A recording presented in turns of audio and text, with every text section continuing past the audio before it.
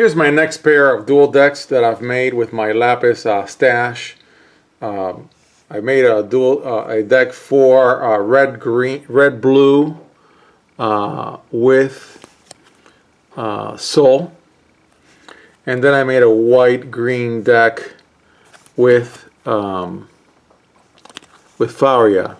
Now I think I'm going to only talk about Soul in this video, so it'll be titled to Soul. One very interesting thing that happened, and this makes Force of Will different, in my opinion, and it's just I think the way it's designed. The set itself, sets really play within the set much more than outside the set, and they don't really build on each other as much as you would expect. And so I was expecting to build on Saul or Soul, whatever, Saul, let's just call him Saul, blue-red, with other blue and other red cards from Curse of the Frozen Casket, but it didn't turn out that way, and Faria did not turn out that way either. I ended up building them almost completely out of Legacy Lost cards. Anyways, so let's just go through the cards, and no, I'm not going to do any mock gameplay videos, because I really suck at this game, and maybe someday when I get better at it and I play with people, I'll come back and do that. There are better channels that do this, and they know gameplay. I don't, so I'll just stick to reading the cards. So the ruler side has a Judgment, one blue-red, so you can flip it to the other side for one blue-red, which, by the way, if any Magic player is watching this video, I really like this as an improvement on what a commander does in Magic. Yes, in Commander there's all this stuff about when your commander leaves the command zone, comes back, and all this stuff. But I think we would benefit a lot from this Judgment thing that Force of Will does. I really like it. Really like it. I think it's a key feature that makes Force of Will a good game. Besides the amazing artwork, which is not enough. The cards need to play well too. So it's got an Energize that is either red or blue, and then also it does the mana counters thing that I forget his name. Mars did. All right, Mars is going to be in this playlist as well. So it's got mana 2, comes in with 2 mana counters, and the mana counters can be either red or blue. And when you remove one of the mana counters, you can spend that will only to play Ancient Magic cards. So just like Mars, it'll play on Ancient Magic.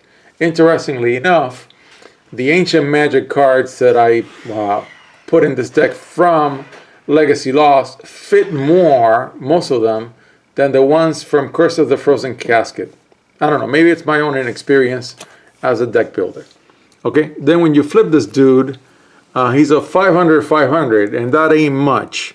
All right, it's got mana 5, and then this card, very much like Mars, has a pocket card, a card that if you have it in your hand and you remove it from the game when you do Judgment, and it's this card, and I have three in the deck. I'm not sure if I want to go to 4.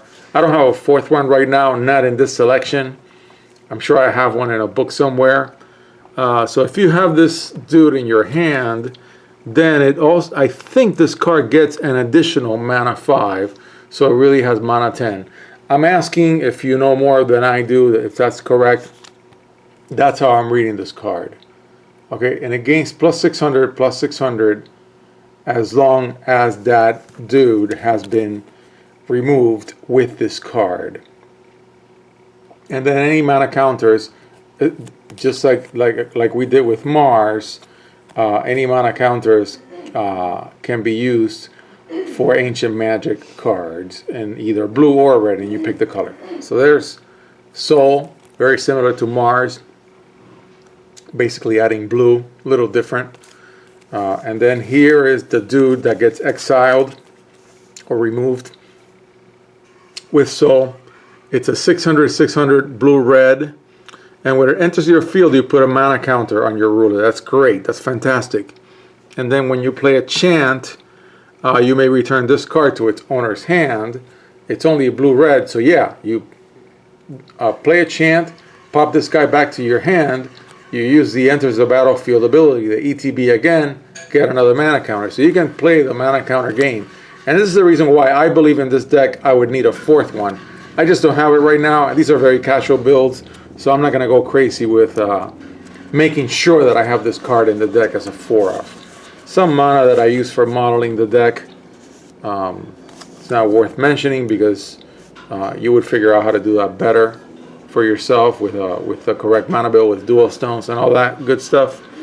Then you've got a 2-drop Dork 600/600. You banish it and you put 2 mana counters on your J ruler, so that's good. You're playing the mana counters game in this deck, and he's just a spirit. Then your Ancient Magic Rune of Soul. It's quick cast, which means that it's an instant and it's blue-red. Search your deck for an Ancient Magic card, Ancient Magic, reveal it and put it into your hand, then shuffle your deck. That's pretty good. You have 4 tutors for Ancient Magic. You can also use it to thin your deck. When I was modeling, at least in one case, I felt like what I wanted to do was tutor for another tutor, just to thin my deck, if I already had all the Ancient Magic cards that I needed. But again, I'm very much a novice with this deck and Force of Will in general. This card comes from Curse of the Frozen Casket. It is Ancient Magic, and it hits for damage, and it's got an awakening cost. I've mentioned it in the Mars deck. It's in the Mars deck as well. I've got only one of this card that I've pulled in this selection, and I would like to pull more. It's got a wall of text. It's one of these wall of text uncommons. I am finding that in Force of Will, the uncommons can be really, really good. This happens also in any other game, but I'm finding as I read the cards and I kind of figure out where they go, that the uncommons, some of them read really, really well. Read like rares, frankly. So this thing drops a 100/100 Firebomb Resonator. Oh, thank you. My wife just made hot chocolate for me and it's cold. So thank you, Mom. Oh, that hit the spot. There we go. And it's hard to read, so I'm going to try to read it while it's on camera. So you put this token down and it reads, at the beginning of your turn, banish this card. If you do, it deals 1,000 damage to your opponent and each resonator your opponent controls into your field. It's not well translated, but either way, you get the gist of it. It hits for 1,000. That's pretty good. It's only a 2-drop, and it's an Ancient Magic chant, equivalent to sorcery speed and magic, so it doesn't have quick cast. The awakening cost, which you can pay as an alternate cost, I think. Then if you play the awakening cost, it gains. This is a lot like Kicker, in my opinion. If you guys play Magic, let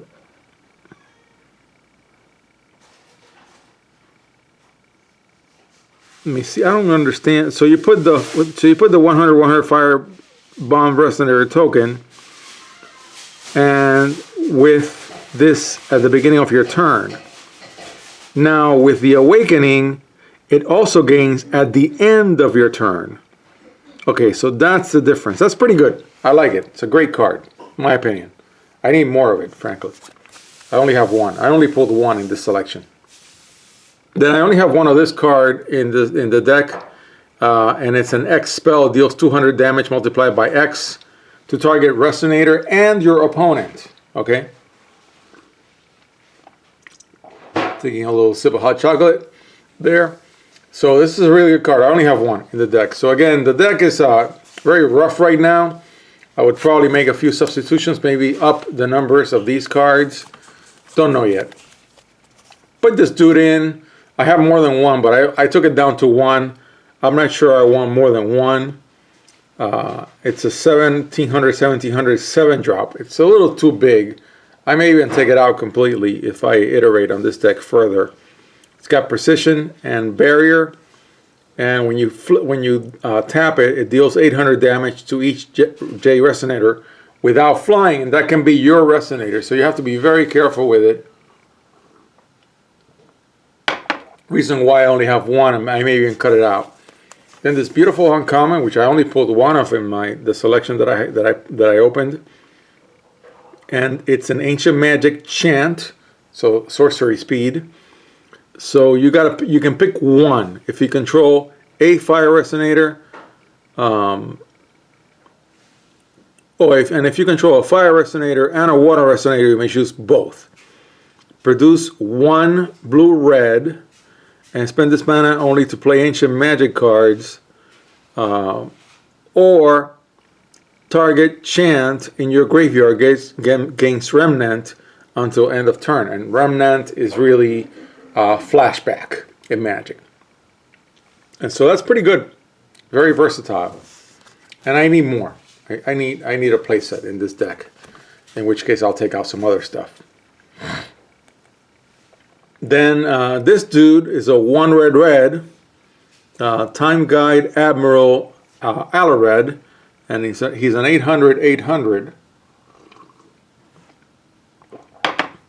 When it enters the battlefield, if you remove 2 or more mana counters from your J ruler this turn and you have no produced will,